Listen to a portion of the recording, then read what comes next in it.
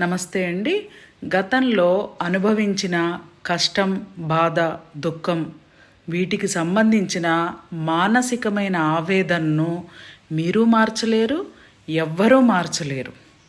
ఎవ్వరు మార్చలేరు ఈ బాధల్ని, ఆవేదనని, మీ మనసు పడిన ఆవేదనని. కానీ ఒక అద్భుతమైన మార్గం ఒకటి ఉంది మీ భవిష్యత్తు ఎలా ఉండాలో. మీ భవిష్యత్తు, మీ తలరాత మీరు కోరుకున్నట్లు అద్భుతంగా రాసుకోవచ్చు.